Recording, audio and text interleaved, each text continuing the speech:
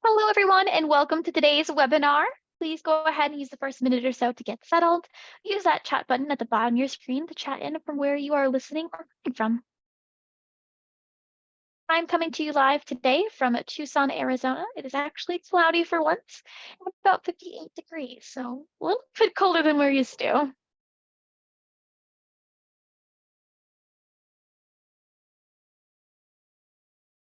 Andover, Massachusetts, raining. Yep, that's normal, typical. I feel like especially for this time of year. Hello from Illinois, Tennessee, Pennsylvania. Welcome, welcome. Ooh, sunny San Diego. Hello and welcome, everyone. All right, we'll go ahead and get started. So good morning or good afternoon, everyone. My name is Haley, and I will be your host as we discuss today's topic, modernizing analytics architectures with data mesh and cinematic layers. So this is brought to you by AtScale and hosted by VIB. Today's webinar will be about 40 minutes long. We'll save the last 15 minutes or so for Q&A. So please use that Q&A button at the bottom of your window to ask any and all questions. We'll do our best to answer those questions, but for those we don't get to, we'll follow up with after. And now I would like to introduce our speaker.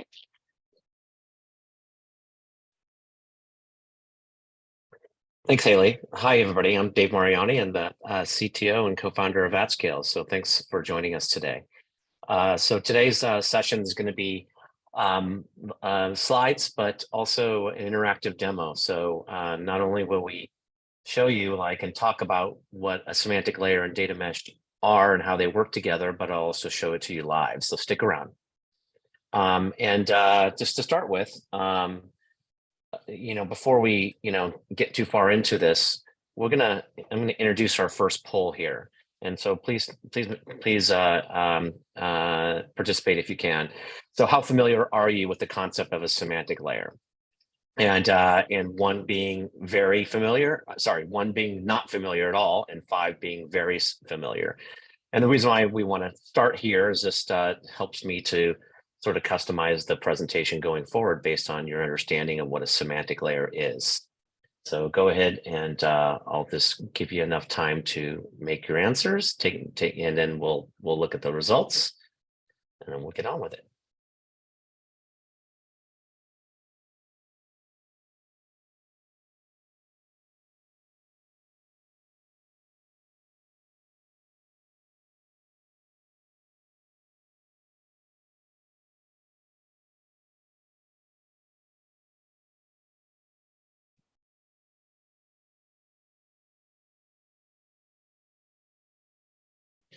So Haley, whenever you are ready with the answers, we'll see where it breaks down.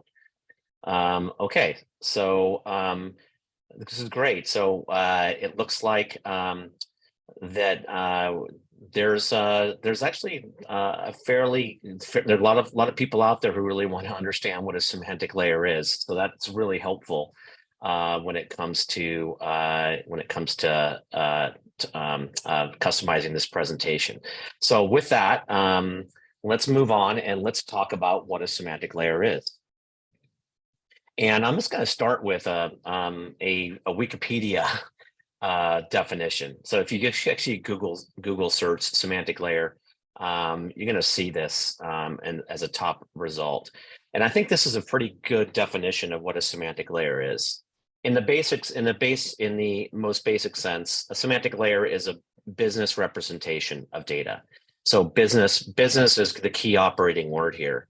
Business meaning business friendly, meaning not a technical version or a technical representation of data. And the other part that I like in this definition is the words end users access data autonomously. And that's just another euphemism for self-service. So a semantic layer is going to deliver a business-friendly view of data so that that end users can better self-service. And they can do that because that data is being expressed in common business terms. So things like product and customer and revenue are sort of key business terms, as opposed to tables and columns and joins and having to be a data modeler or having to be a SQL jockey to be able to be proficient with asking questions of data. So it's a semantic layer historically has been around for quite some time. So it's not a new concept. If you look at the chart over here on the left, what you can see is that and traditionally semantic layers have lived with the consumption tools, the BI tools. So you may be familiar with business objects. I'm dating myself here, but that was like the first sort of BI platform that coined the term the business universe. And the universe was their sort of concept of a semantic layer. And then there was other BI tools and platforms, each sort of owning their own semantic layer. And then in later on, we actually see the data platforms being another source of embedding a semantic layer in the form of either reporting views in a data warehouse. It could be stored procedures. So the business logic is either in the data platforms and tightly bound there, or they're tightly bound in the consumption tools themselves. Now, both of those are problematic, and they're problematic because you really can't have consistency if you have multiple versions of the truth. So for me, the idea for AtScale and the impetus for AtScale came from my experience at Yahoo back in the 2010s to 2012 timeframe. My information architecture looked a lot like what you're seeing here on the left. I had Tableau, I had MicroStrategy, I had Qlik, I had my Yahoo Labs team who were doing predictive analysis with AI. I had an Oracle data warehouse, I had Oracle data marts, and then I had a data lake because we were inventing Hadoop at the time.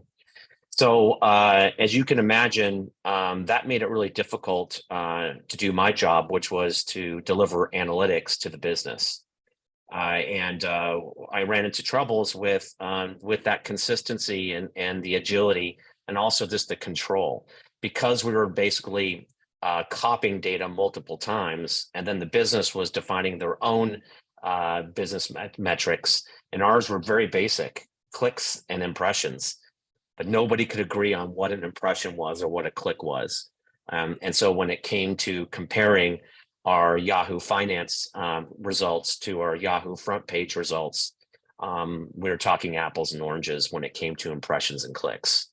So what I wanted was a single version of the truth. I wanted to be able to allow my customers to use the tool that was best for the job.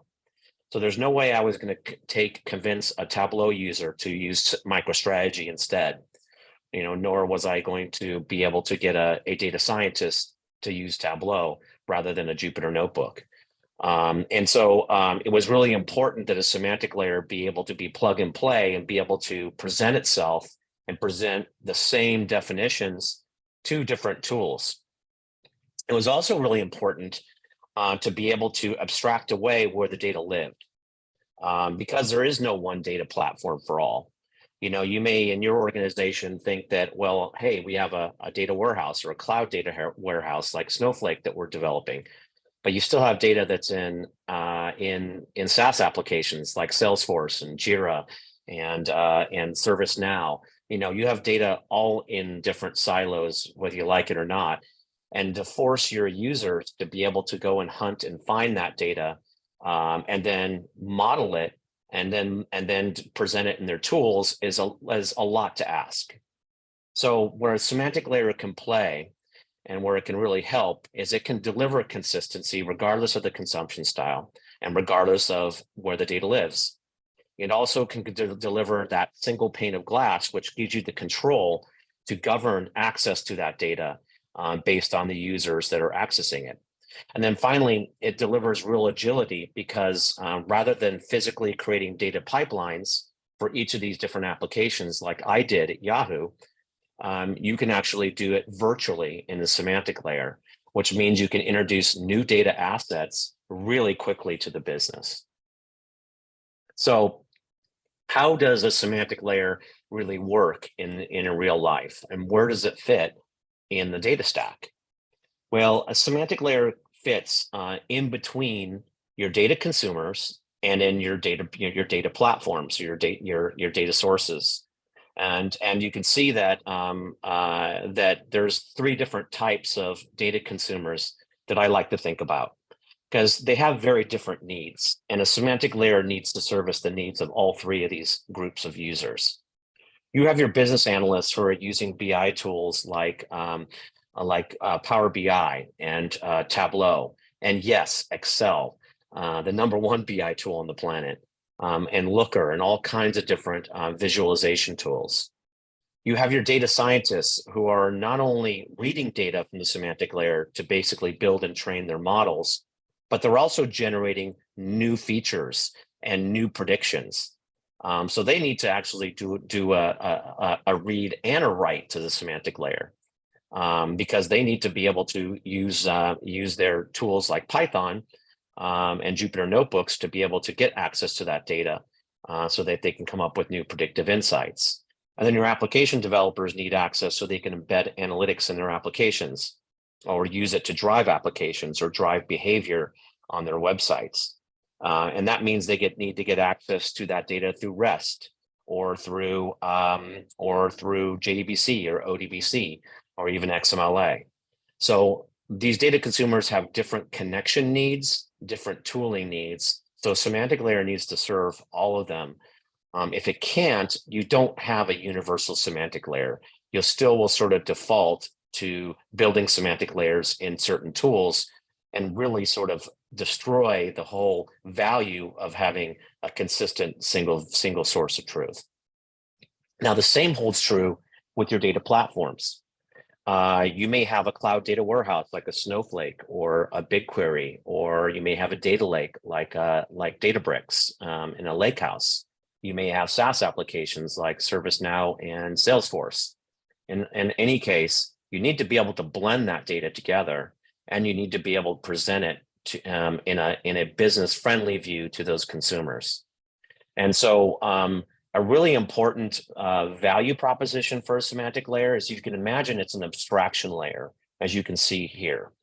That means that you can move data around behind the scenes here without affecting your consumers.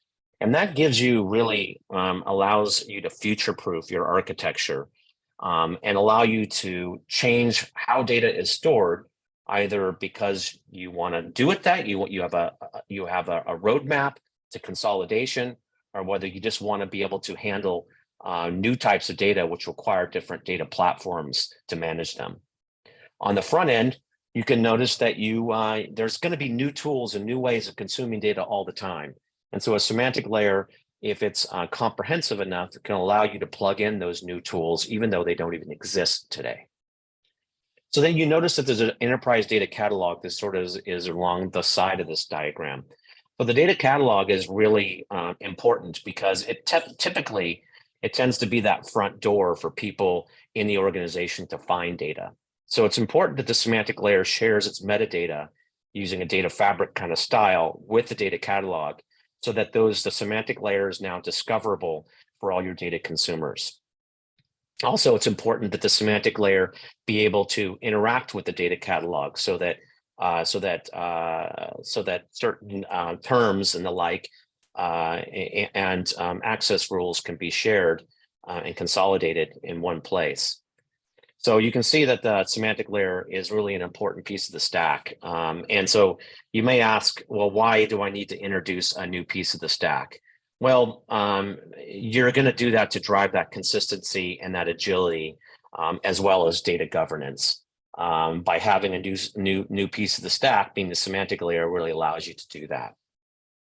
So the semantic layer really is made up of there's two essential roles or types of people who interact with the semantic layer. The first is a data steward. And the data steward actually is responsible for creating the semantic model. So if you think about what we sort of require today, is that today, without a semantic layer, we require a Tableau user, for example, to not only be able to be good at visualizations, but they also need to be able to have a login to a data warehouse or a data platform. And they also need to understand where that data is, and how to combine it, and how to join it, to create their business metrics. It's a lot to ask for the simple person who wants to be able to answer a question of their data. Well, that's where their data steward comes in. So the data steward creates a semantic model once so that the data consumers can consume it without having to understand both the business and the data itself. So the data steward is responsible for creating this logical business-friendly model. And this is our AtScale's version of a data modeling tool called Design Center, which I'm going to show you later on in this presentation. And you can see that over on the right, I have a preview of what that semantic layer is going to look like to my data consumers. So by having a data model, I can visually data model it. I can express the business because I can do complex calculations and do multiple dimensions. And I can also virtualize my access to those data sources so I can blend that data together and also hide the complexity from my data consumers. So the data consumers are the second half of this equation. The data stewards prep that data, make it available, make it easy to access, and then the data consumers do what they do, they consume. And they may consume with any variety of different tools, whether they be Tableau or Excel or Power BI. And each of these tools may want to use a different protocol. So in Tableau loves SQL. Excel, if I have a live connection, needs to have an MDX interface. For Power BI, it wants to speak DAX. And for a data scientist using a Jupyter notebook, they want to speak Python. So it's really important that that semantic layer, as you can see as a preview over here, can present itself in these different forms without having to change anything, to do it consistently, and also without having or forcing the consumer to remodel the data. So what's a semantic layer? What are some of the typical use cases for what a semantic layer is used for? Well, a lot of people, when they're looking to migrate to their analytics infrastructure to the cloud from on-premise, so from an Oracle or Teradata to a Snowflake or Google BigQuery or a Redshift, for example, or a Databricks, if they're looking for a lakehouse architecture, they really want to eliminate the sort of the sins of the past. And what a lot of architects realize is by tightly coupling consumption to data platform, really created issues for them. So when they're looking to move to the cloud, a semantic layer is an excellent way of getting there and decoupling consumption and data platforms so you can be more agile in now and in the future. You may hear about metric stores out there. A metric store is really a synonym for a semantic layer. And it's another use case where organizations just want to get away from the chaos and have one single source of business metrics. So this is my situation at Yahoo, where everybody was fighting over what an impression was or what a click was.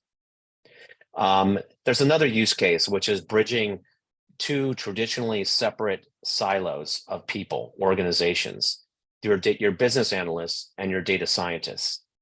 If you think about what each of those are doing, and you think about the full spectrum of analysis, you can think about the business analysts doing descriptive as well as diagnostic types of analysis. So in other words, asking the questions of what happened and then why did it happen? But then you have your data scientists who are really predicting the future. And so they're doing predictive and prescriptive types of analysis.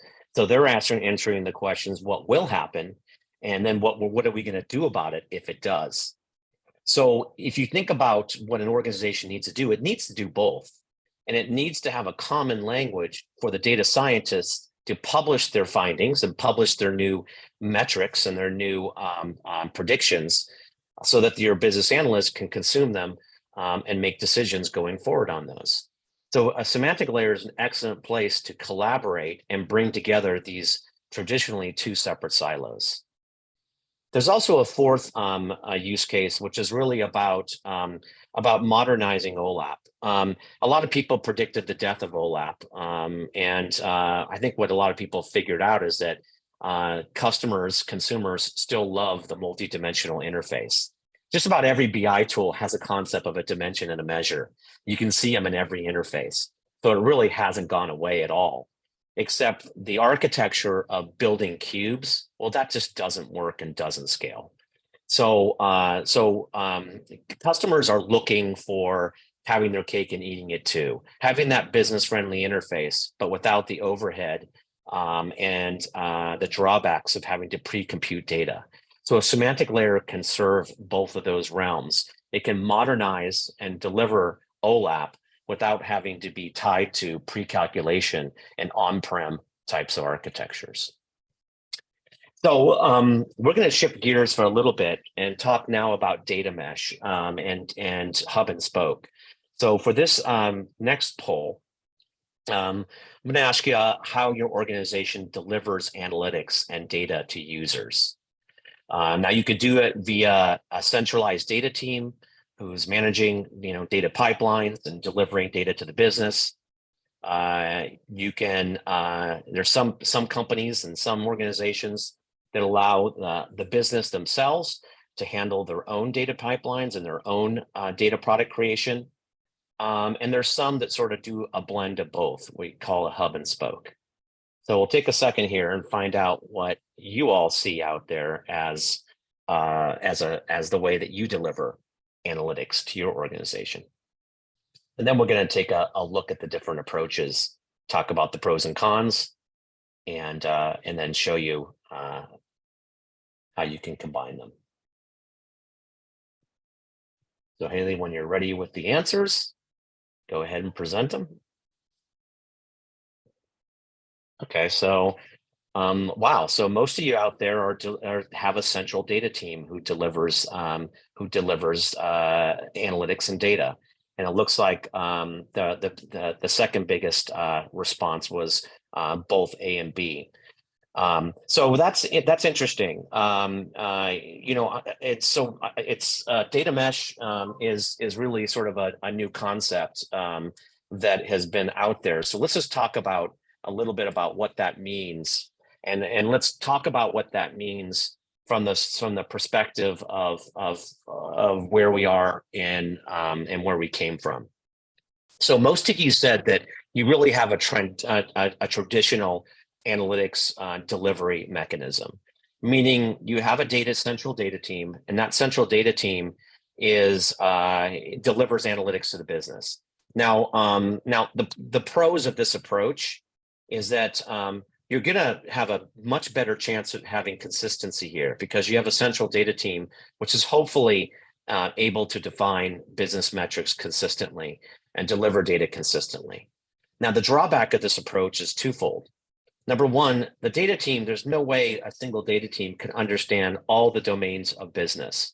They can't understand finance, sales, and marketing equally well, or at all for that matter. So you're asking the data team to really understand and have a level of understanding of the business that is probably unrealistic. The second sort of drawback to this is that it's pretty single-threaded. So the business is really waiting on the data team to deliver them the data that they need. And when it comes to prioritization, well, there's going to be a food fight here, isn't there, in terms of who gets the resources. So what a data mesh style of analytics organization says is that you're going to decentralize the data team, decentralize data product creation, data pipelines, and move those to the business domains themselves. And so within the business domains, you're going to have data stewards, and you're going to have data owners, domain owners, who are going to create their own analytics for their respective business units. And then it's meant, and the idea is that they're going to share their analysis with each other's domains across domains. So what's the downside of this approach? Well, the downside of this approach is that first of all, without the proper tools, it can be a free-for-all because every business domain can choose their own set of data platforms and their own tool sets and their own ways of creating data products that may differ from each other, which makes sharing of analysis across domains difficult, if not impossible. It also means that your data team is not really involved, which means if you really want to have a center of excellence where there's a team that's defining data standards and the like, as well as basically setting the rules of the road, that sort of goes to the wayside. So, and this is like a strict definition of what a data mesh is. I don't like either of these approaches personally. I think that you need to blend both. And so in my experience with our customers, I see more of a hub and spoke style working better. And a hub and spoke style is kind of the best of both worlds in that your hub tends to be the data team. And the data team, that hub is responsible for common data pipelines. So there is consistency there and data quality. And they're responsible for setting the rules of the road when it comes to data access and governance, as well as choosing the tools that people are going to use. And it has the benefit of hub and spoke, of the spoke being the business and the business domains, where the spoke then can create their own data products and not be reliant on the data team to do the job for them. So then how does a semantic layer work and provide this hub and spoke style of delivery and make it work? So you can see that in this diagram, which I'm going to be able to build out here, is that there's a semantic model repository, I'm calling it. And you can see that we have our 4 teams now all together working together. And so a data team, besides setting the rules of the road and choosing standards, the data team, for example, can be responsible for creating conformed dimensions. So yeah, OLAP has never gone away. Conformed dimensions are really powerful because they allow different groups to standardize on the same way of rolling data up. In this case, in this example, I'm showing that the data team maybe creates that time dimension, but the marketing team may be the steward or the owner of the campaign dimension because marketing is generating the campaigns. They understand marketing campaigns better than anyone. So they may own the conformed dimension for campaigns. And then they may author a semantic model that combines the campaign dimension and the time dimension together to create a model about campaign performance. Now, this is obviously very simplistic, but really illustrative just to make a point here. So now I've been able to share and use a semantic layer and a semantic layer platform as a collaboration point. So just like marketing can create their own models, sales can create their own models as well, and also leverage other conformed dimensions from other domains.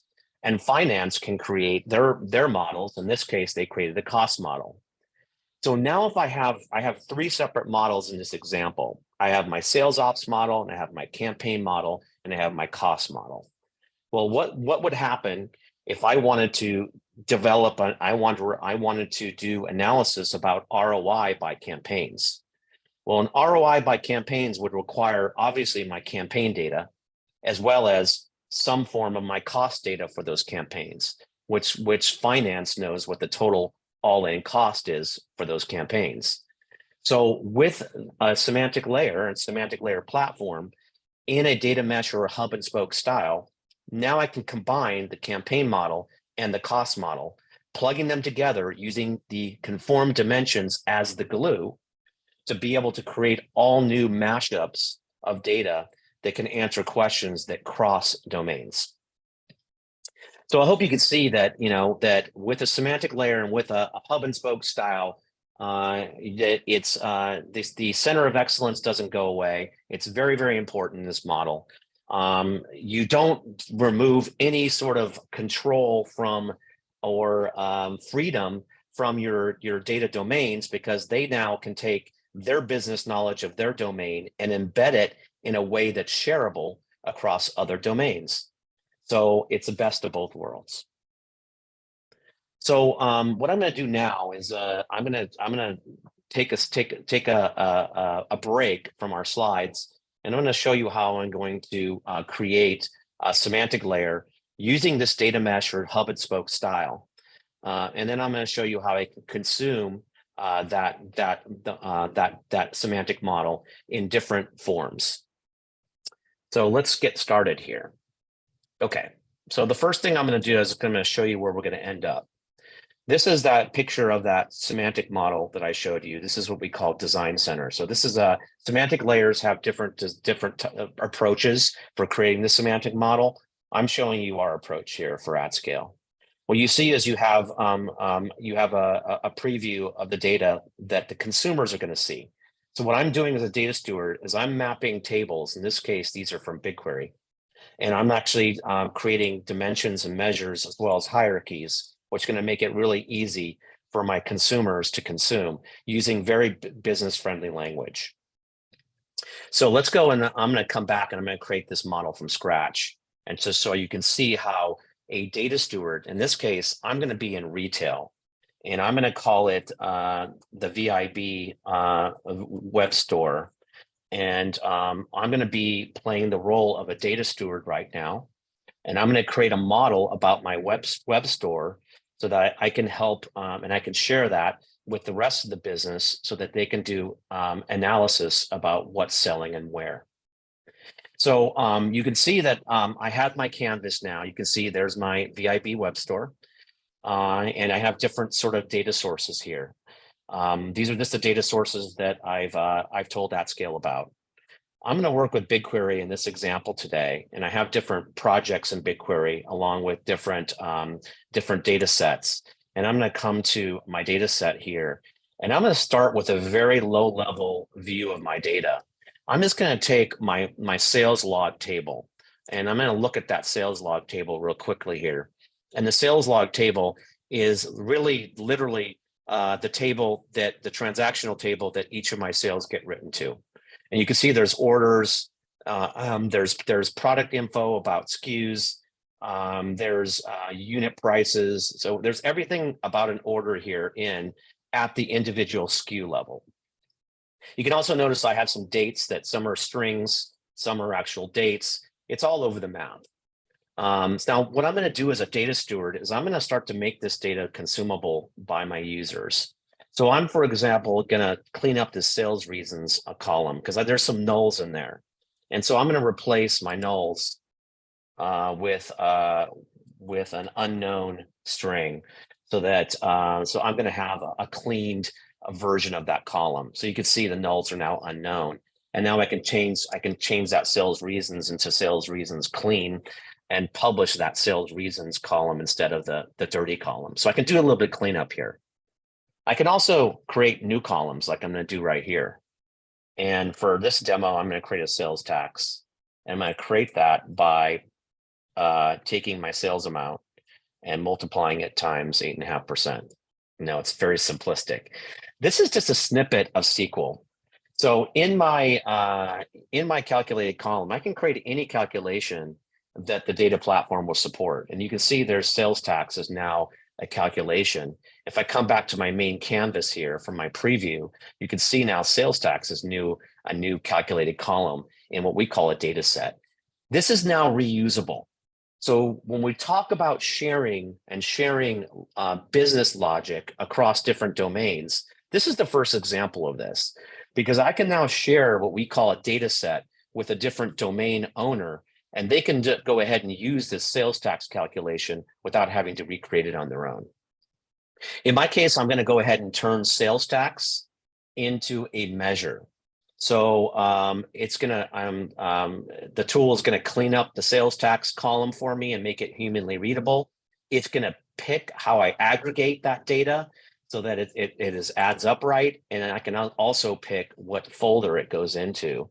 And voila, I had my very first metric for my VIB web store model. Okay, so let's move a little faster. I'm definitely going to want to understand how many items were ordered for each of my orders by SKU.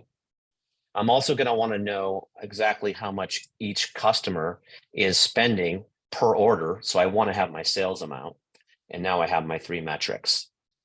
So as a domain owner for retail, I'm now going to want to actually combine this data across different conformed dimensions. And for that, I'm going to go into my library. So in my library, I can see I have a number of different conformed dimensions. Now, these could have come from anywhere.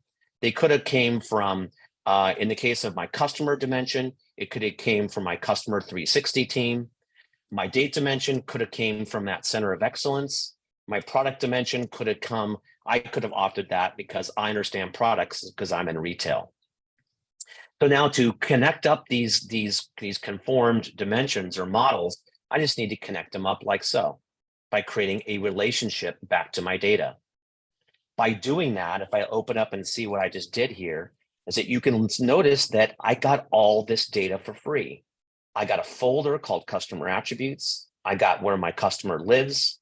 I also got 2 different hierarchies. So the reason why that happened is that that customer dimension is itself a model. I just drilled through on it. And that customer dimension model is also made up of 2 other models that are denoted here in green, including a geography model. And that geography model actually has what we call a row level security dimension. This means that I can filter my data access to my consumers by which region they live in. And so they can only see customers in their region. That means that anybody, if I go back to my main canvas, who uses or accesses that customer dimension model is going to be playing by the same data governance rules without having to reinvent the wheel or recreate that logic. Okay, so let's go products. Now I got, voila, I got my product hierarchy that got inherited. I'm going to do some dates. I got order dates. I'm going to use role playing. So I'll do order and I also have a shipping date, I think here, and I'll connect that up.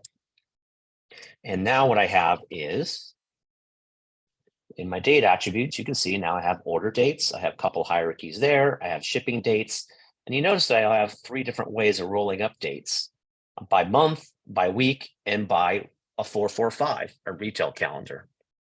I also gonna go ahead and pull out some nested data. I have a key value pair column. It's just a string column with key value pairs in it. And I'm going to break out color and style, and I'm automatically going to turn those into dimensions. And I'm not going to have to call my ETL expert to create dimension tables because we're going to do that for the customer. So now I got a pretty decent looking model. It was that model that you saw before. And now to make it available to the world, I'm going to publish it. And publishing it means I'm going to take what was essentially an XML document. I'm going to publish it to our engine. And then the engine is going to build a knowledge graph of using those relationships you just saw to allow us to translate those logical queries that you're about to see. I'm going to start with Tableau into physical queries that will run directly against BigQuery in this case. So I'm now loading up. I'm now changing my roles. I'm going to switch hats from being a data steward to being a data consumer. So now that the data steward, I'm going to connect as a data consumer. I'm going to connect as Joe because I'm going to show you how the security or governance works. So I'm going to log in as Joe for Tableau. And then in my Windows environment, I'm going to log in with my Active Directory credentials as myself. So there you go, VIB Web Store. That's what you just saw us create. And then there's all my folders that you saw. And now if I go ahead and just double click and start to run data and double click on order quantity, I just ran my very first query against my VIB Web Store model. You can see there's my product hierarchy, line, category, and name. I'm going to look at the lowest level by name, and then there's all my breakdown of orders by different product categories. I'll do the same. Let's see. Well, let's figure out where my customers are coming from. You can see I have my 2 different hierarchies for looking and seeing where customers came from. You can see that Joe can see data in the regions outside of the US. I can also look at my data by time, of course. Remember, I had those different ways of drilling down time. Let's start by looking at order year, and then let's drill down from year to quarter, and from quarter to month. And it's very natural. It's all drill down. It's all hierarchical, just like users expect it to be. You remember I had that data that was nested, color and style. Well, there's my data by color. And I didn't have to unnest or do any additional ETL or ELT logic. I just did that using the virtual semantic layer model automatically. Okay, so that was me using and looking at my data using Tableau. Let's see what it looks like in the most popular tool on the planet, Excel. So at Excel, I'm going to go ahead and get data, and you're going to notice that I'm going to access the Excel through the built-in analysis services connector. Why is it the analysis services connector? It's because the AtScale semantic layer can accept MDX because we accept the XMLA protocol. So all I need to do is give it a reference to this endpoint, this HTTP endpoint, and I can use my Windows authentication here to then log in to the AtScale semantic layer. There's my Sales Insights BigQuery project, and there's that VIB web store that you saw me just author. And now what I'm going to do is I have a live pivot table now. So now I can look at my my sales metrics, and I have the same exact semantic layer that you see here. There's my geography, my geography hierarchy there. So I can look at my data by different countries. There's you can see I can see United States and Canada because I'm logged in as David. And you can see I can do some simple drill downs here, simply right within Excel. I'm not copying data. I'm actually running live queries using Excel. Now I don't need to, actually use a pivot table in Excel. I can also convert those straight to formulas if I like. And that means I could then use those as separate cells that I can then embed in my different workbook. So there you got United States. There you got Canada. Doesn't need to be. You can see these are formulas now. They're cube value formulas. They can live by themselves. And when I want to get fresh data and update my workbook, all I need to do is do refresh, and voila, I'm going to have my data being refreshed for my order quantity by each region automatically. Now, Power BI, a lot of you guys probably use Power BI out there. I also use the built-in analysis services connector, and I do another live connection. Get that endpoint again. Again, talking to the server. I'm connecting live. There's no data extracts here. I'm running live queries against BigQuery. That means there's no reason to create data copies. There's no reason to do imports here. Imports are evil because imports are subsets of data and they need to be refreshed, and they're no longer governed, and those data subsets need to be modeled by users. I don't need to do that here. I can go ahead and get my order quantity. You can see I have the same semantic layer here by color, and voila, I have the same exact answer in Power BI that I had in Tableau. Same definitions, same governance applied, same great access. And look what I can do here. I didn't need to model this data in Power BI because it's been already modeled by my data steward, and I got that model for free. So let's bring it home, and then we'll open it up for questions. I want to show you a little bit what's happening behind the scenes. So I'm going to go ahead and show you our query log. This is also in Design Center, so you can see exactly what happened behind the scenes. Well, this is all the queries that I just did right before your eyes for the VIB web store. Now, if you notice that very first query I did, it's actually, there was more queries than that, but let's go and let's look at more queries here. I did a lot of queries. So anyway, you could see that in this query here, you could see that on the inbound side is a SQL query, and this is what actually came from Tableau. And then what we actually wrote is we actually wrote a BigQuery SQL query that we ran against BigQuery to deliver that data in real time. Now, you notice that it says NA for optimization. By the second query that I did, it's already using an AGS and a cache. So what the semantic layer did, in this case, this query came from Excel. It actually rewrote the queries and redirected it to an aggregate table in place of sales log. So if I look at my queries now, as I start to query the semantic layer, it gets smarter and faster. You can look at this one query we did was in 5 milliseconds. So the semantic layer is more than just presenting a logical and business-friendly view of that data, as you've seen here. It's also about automatically optimizing performance. Because if it's not fast enough and it's not speed of thought theory, speed of thought query speeds, you're going to then default to imports, and then that defeats the whole purpose of a semantic layer. So let's just summarize, and then we'll get to the questions here. So what did we just see?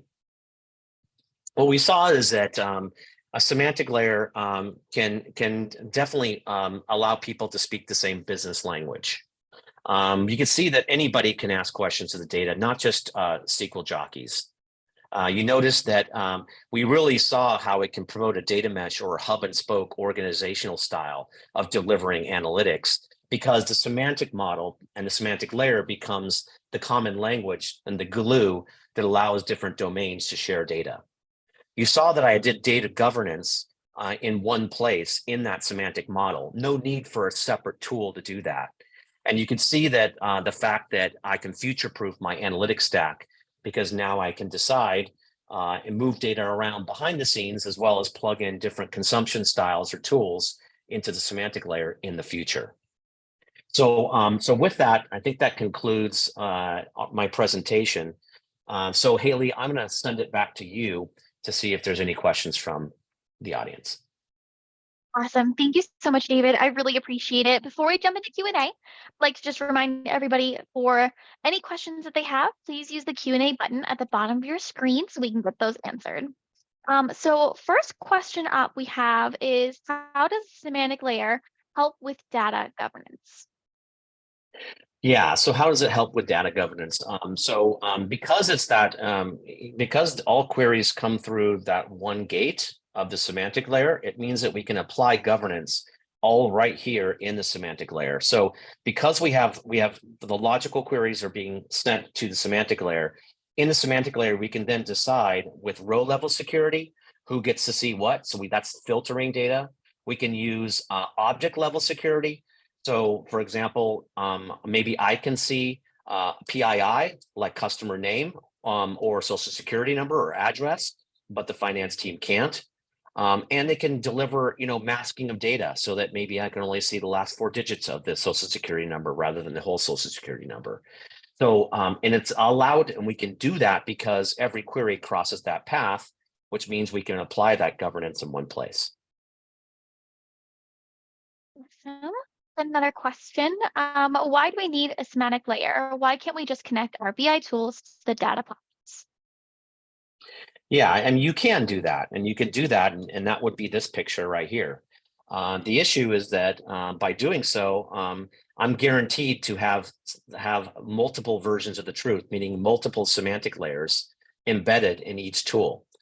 Now, let's just say that I just do it with, I only have one tool. So, hey, we all standardize on Power BI, and that's the only way that we actually access data. Well, then you have the problem of each individual user of that tool basically defining the business metric in a different way for a report or a dashboard. So there really is no way to provide governance if you're providing direct access to data and giving the ability of that visualizer or that analyst to be able to define their own versions of the truth. Looks like we've got one more. Before we jump into the last question, again, if anyone has any questions, please use the Q&A at the bottom of your window so we can get to your question. The last question I see so far is how to aggregate stay in sync with the source data. Yeah, so what you saw there is you saw me create aggregate tables, and those were just tables in BigQuery. So first of all, the data never leaves your data platform. In my example, I use BigQuery. I could use Snowflake. I could use Databricks. I could use Synapse, Redshift, what have you, any of those platforms. So first of all, it's a table. So you can think of it as a materialized views. And so when the data gets updated, the raw data, the source data, in AtScale's case, the semantic layer gets a trigger either through a time basis, like every 15 minutes, we'll check for changes, or through an API that's tied to, for example, your data pipeline. So you fire a REST call that says, hey, data has been updated. That will trigger the semantic layer in AtScale's case to refresh those aggregates, and it will keep the data consistent so that every aggregate matches each other. So it's all done on a triggered basis or on a time basis. Awesome, perfect. Doesn't look like we have any additional questions at this time. If anyone would like to, again, use that Q&A button at the bottom of your window. Did just one. How do you create cubes, and what are the resources requirements? What are the resource requirements for creating these cubes or models? So from a I guess a persona perspective, the data steward is going to be somebody who understands the data, meaning the data is probably somebody who understands a little bit about SQL as well as understands the business. So that's the persona. In terms of resources, they're going to need access to your data sources, so they'll have to have a login. And in terms of the semantic layer platform itself, and at least with AtScale, it's very skinny. So what I was doing there was all being served by a single VM. Now for failover, you typically have a couple VMs to host the service, which is accepting all those queries. But remember that the data platform and BigQuery in this demo does the heavy lifting when it comes to delivering those queries. So you get to scale out with your data platform. So you're not scaling the semantic layer, you're scaling your data platform, which is really great because you don't need to worry about scaling your analytics system separate and distinct from your data platform. They both scale together. So so the resources for the data platform, finally, of course, we're sending queries to the data platform, but remember, we're rewriting those queries to avoid repetitive long-running queries that access the atomic data. So if you come to atscale.com and go to resources and look for our TPC-DS benchmarks, you can see that we can save on your cloud costs up to 16 times on your reduce your cloud costs by up to 16 times by using those aggregates and that performance improvement. So we can actually lower your cloud costs. You can pay for your semantic layer probably in your first year of use. I was going to say, that looks like it's the last question for today. With that, we can go ahead and close out today's webinar. I want to thank everybody for coming. I hope you enjoyed it as much as we did. If anyone has any questions and you registered through VIB with your business email, those questions can be directed to gc@vib.tech. But again, thank you so much, David and AtScale.